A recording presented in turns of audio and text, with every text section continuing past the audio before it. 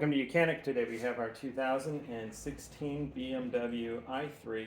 I'm going to show you how to replace your tag lights. So say your tag light goes out, which is the light that illuminates your tag.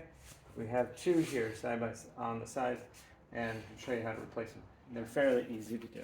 So coming up to the tag light, now we're going to go from what would be the left-hand side of the vehicle, or left-hand side as you're coming to it, and pushing it toward the right, and that way it pulls down and out like that.